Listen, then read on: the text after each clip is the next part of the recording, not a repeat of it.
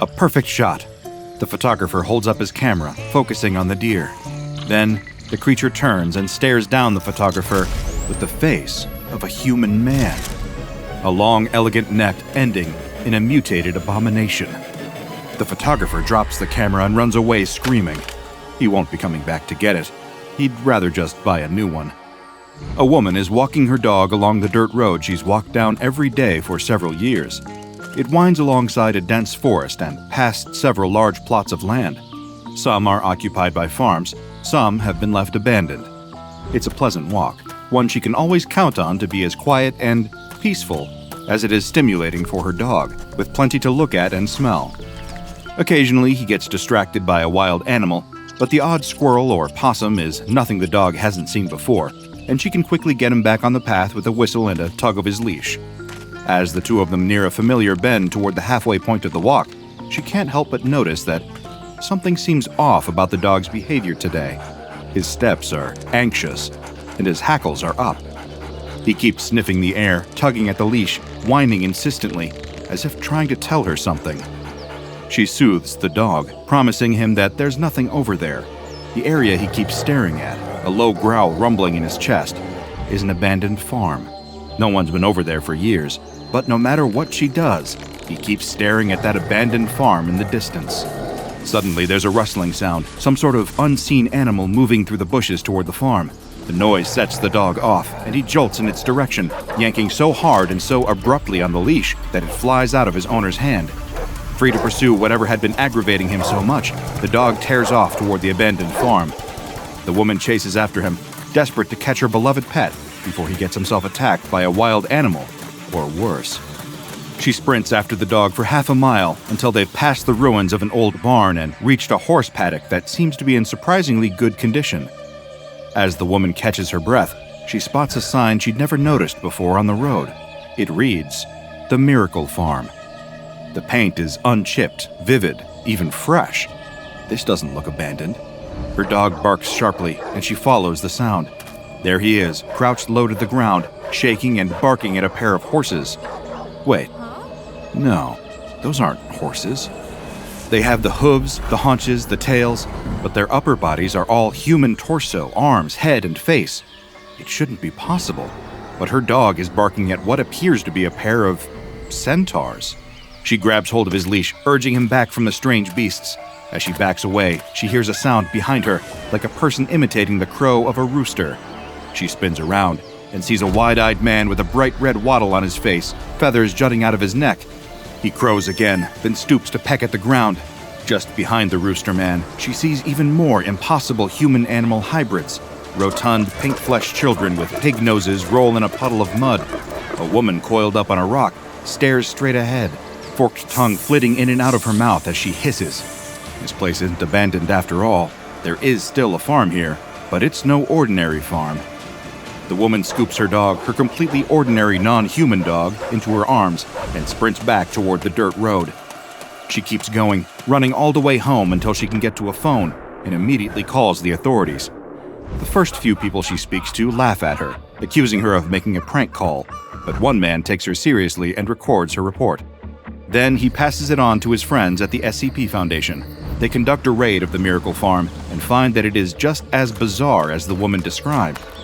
They uncover files in their office detailing that the property once belonged to Marshall, Carter, and Dark Limited, before its ownership passed to a private company that specializes in the finest in custom-ordered pets, prey, and companions.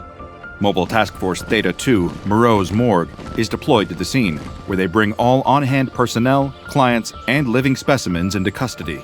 Personnel and clients are questioned, then given Class A amnestics and released. The specimens are contained for further study, and the facility is destroyed. But not before the MTF discovers a curious marble statue, acting as a fountainhead, providing all drinking water for the animal-human hybrids on site.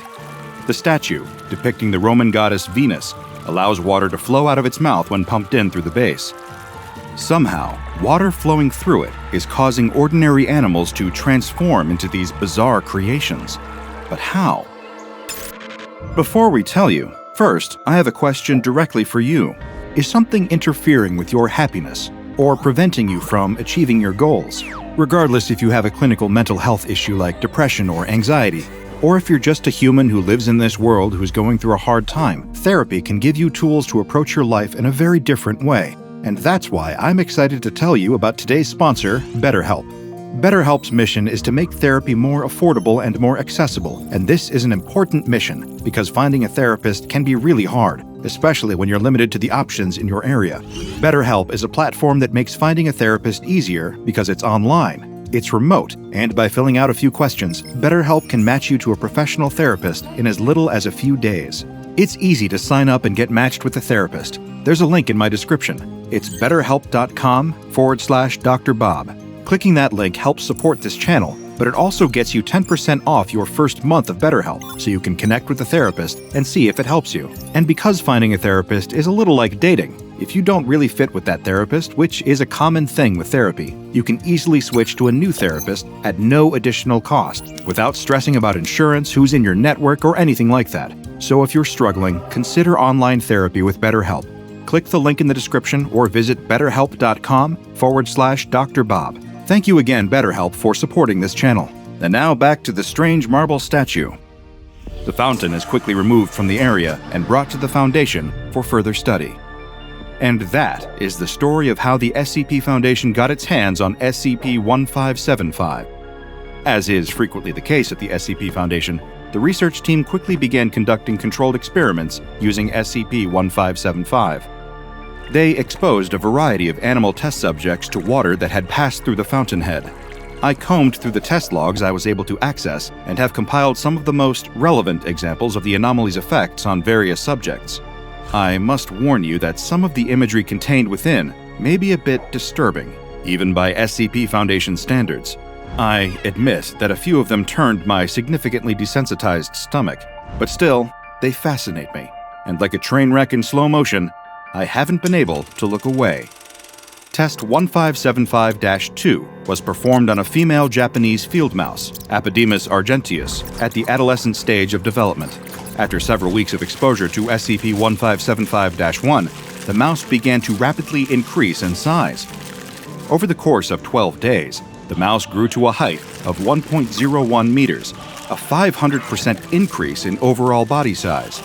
As the mouse began to grow, her fur falling out and being replaced with smooth, human skin, her face warping into that of a young human woman, her appetite increased drastically.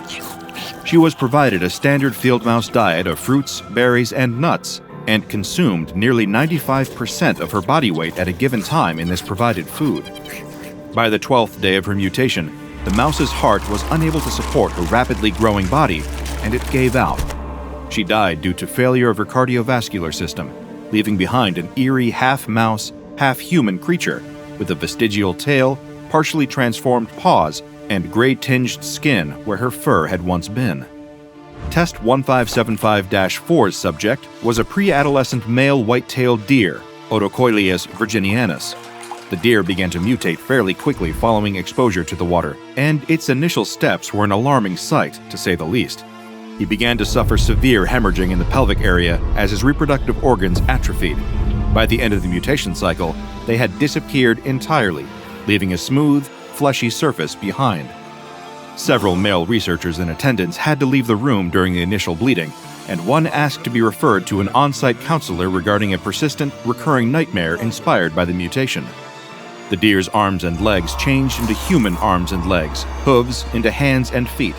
By the end of the process, which stabilized after 30 days, the deer had become an androgynous-looking Eastern Seaboard Native American person.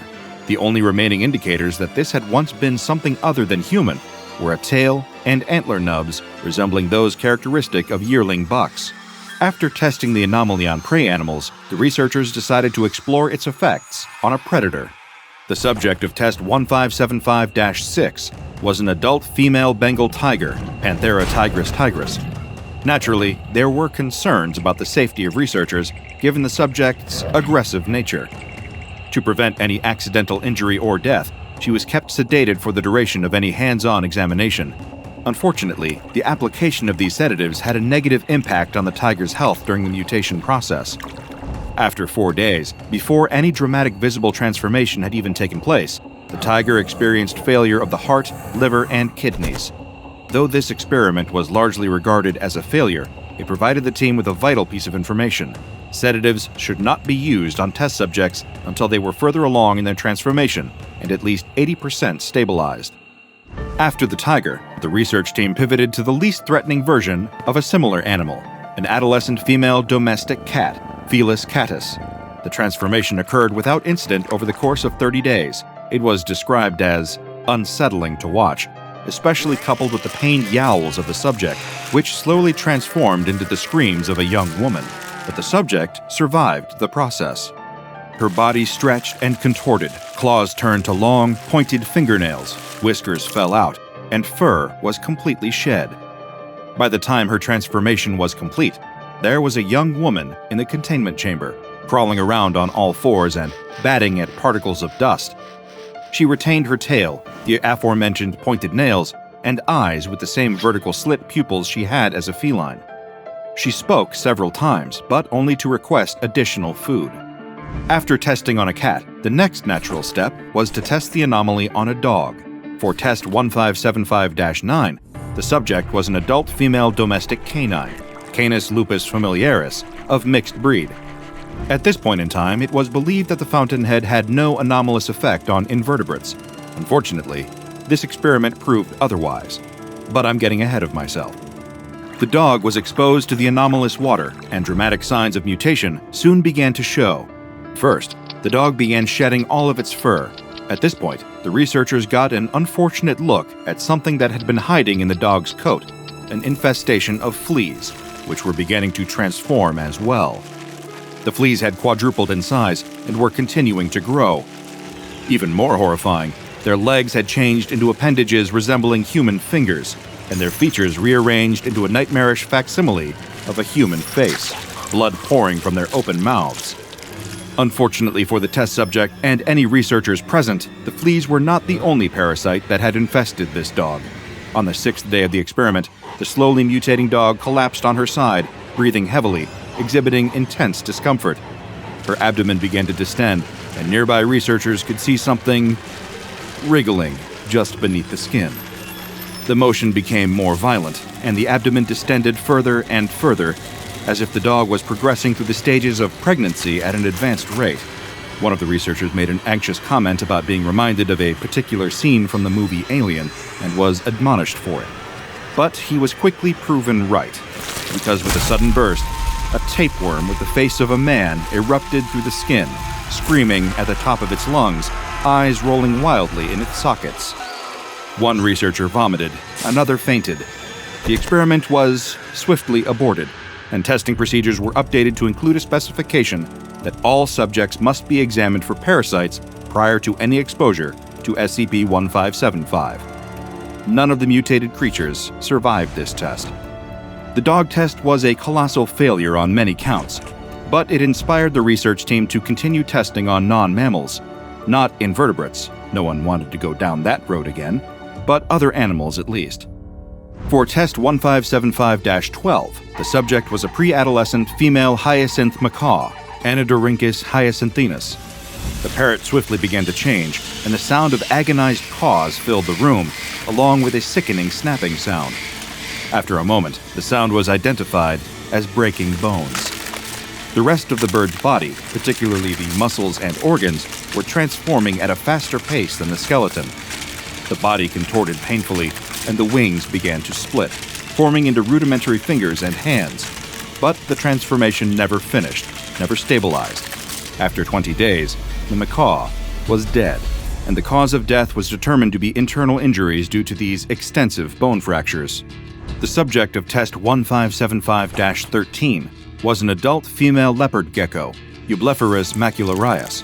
The transformation occurred at an accelerated rate, and within 1 week, the lizard had grown to a height of approximately 4 feet and displayed many human characteristics, including human legs and feet, a face, and a full head of hair. The hands remained unchanged, though they were larger, and the specimen was still capable of climbing up walls, much like an ordinary gecko. At the 10-day mark, the subject experienced catastrophic organ failure as a result of the mutation and expired. One more test on an invertebrate was conducted, this time deliberately. For test 1575-14, The subject was a female common green grasshopper, Homocestus viridulus. As the mutation began, the grasshopper began to shed its exoskeleton in a process best described as flesh forcing its way out of a casing, breaking the exoskeleton into pieces.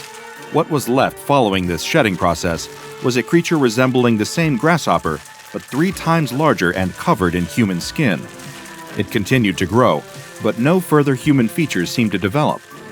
After 15 days, it expired. An autopsy revealed the development of human organs inside, including a heart, lungs, kidneys, and liver. The cause of death could not be determined, but the transformation process is thought to have made the subject incompatible with life. The subject of Test 1575-15 was an adult female grizzly bear, Ursus arctos horribilis. During the first 29 days of her mutation, the bear did not consume any food or drink aside from SCP-1575-1. Still, she did not appear to experience any hunger or discomfort aside from the pain of the transformation itself. Her body slowly shrank over the course of 30 days, her fur thinning until it left only the ordinary amount of body hair for an average human woman. Notably, the hair was the same color as the fur she had once had. She retained her bear paws, which appeared to be uncomfortably heavy at the ends of her new human arms. Throughout the transformation, stool samples taken from the subject showed excessive amounts of organic matter, such as blood and fatty deposits. After 32 days, the mutation was complete, and the former bear's condition was stable. She did not speak. Instead, she used her newly transformed mouth and voice to grunt and roar. It was much less intimidating coming out of her human mouth, but researchers noted that her paws and claws were still dangerous and should be avoided. The subject of Test 1575-16 was an adolescent female Gravy's zebra, also imperial zebra, Equus grevii. Over the course of 27 days, the zebra's main body, hind legs, and most of her head mutated into a human, resembling the appearance of a person native to Africa. However, her front legs and jaw structure remained that of a zebra. The transformation stabilized, leaving her in this half-changed state. She was unable to move without pain, unable to eat, and exhibited extreme distress at her state of existence. When she attempted to walk, she would lose her balance and topple over, lying on the ground in agony. It is uncertain what caused the transformation to halt at such an incomplete stage, but the subject's quality of life had been all but destroyed. After a thorough physical examination, the half-transformed zebra specimen was euthanized as a humane measure. As disturbing as the results of the Foundation's tests using SCP-1575 were, they allowed for a more thorough understanding of the anomaly and how it operates. The statue, which was studied extensively, shows no anomalous properties on its own, nor do any samples taken of the marble throw up any red flags. It appeared to be a completely ordinary statue, except for the effect that it has on any water that flows through it. This water, or SCP-1575-1, begins to show its anomalous true colors when consumed by a non-human mammal. Non-human mammals who consume 0.5 or more liters of this water per day will begin to mutate over the course of a month. Perplexingly, impossibly, they will mutate into a human being. During the experiments, it was noted that the ethnicity of the resulting human seems to correspond with the humans native to the natural habitat of the pre-transformation mammal. A European deer displays Caucasian features, for example, while a North American deer resembles a Native American. Domestic dogs and cats have ethnically ambiguous features or appear mixed race, likely due to the mixed backgrounds of their species. Many of the survivors of this process develop vocal cords and are able to speak about their experiences, but their odds of surviving are not great. Female specimens have about a 25% fatality rate. Males have a staggering fatality rate of about 95%. There is a 40% chance that the transformed animal, regardless of sex, will keep at least one premutation feature. These include, but are not limited to, paws, tails, ears, and fur. Across the board, those who survive the mutation process describe it as extremely painful. Though these transformed animals can communicate, they tend to display an intelligence level that aligns with their prior species. There are a few exceptions to this, as some subjects have displayed heightened problem-solving skills, but it is uncertain what exactly caused this shift. Proposed causes include neural restructuring during mutation or an unintended byproduct of the Foundation testing itself. These transformed instances do not magically become human in behavior, personality, or habits, They retain their animal instincts, memories, and sense of self, give or take some added depression or anxiety brought on by the traumatic and drastic changes they've endured. Humans exposed to this anomalous water do not seem to change at all, which makes a degree of sense. If the water serves to transform mammals into human beings, then a human drinking it has nothing for the water to change. Still, I wouldn't suggest drinking it. Tap water may not taste great, but it's far less likely to mutate you. SCP-1575 is currently held in a 6 meter by 6 meter by 4 meter containment chamber at Biosite 23, with direct access to Research Laboratory 3 at the same site. Unless it is actively in use for an approved test, no water may be allowed into SCP-1575's containment. After testing has concluded, all water used during the test is to be held in quarantine and may only be used for further tests. At the time of my reading, I discovered one addendum added to the file for SCP-1575 by a doctor assigned to the anomaly. It reads, "Following the incident on the 12th of this month, during test 1575-9, any animal to be used in testing with SCP-1575 is to be thoroughly examined for both external and internal parasites." Our initial beliefs that SCP-1575-1 only affected the primary host has proven wrong. It apparently retains its mutagenic properties, even when ingested secondarily through the host's lower GI tract or bloodstream. We absolutely do not need another instance of half-mutated flea creatures, and the psychologist is having a hard time helping Janet with her nightmares of a 7-foot-long tapeworm with a screaming face tearing out of the belly of a dog. I fear that Janet and I may have those nightmares in common. This imagery will stay with me for quite some time. When it comes to drinking water from mysterious fountains, proceed with caution, my friends. Sure, this particular fountainhead may not trigger mutation in humans, but that doesn't mean it's the only one of its kind out there. Drink from the wrong water spout, and you may find yourself changed, and no one, including me, can predict what you might become. Check out the DrBob Patreon and become a junior researcher today.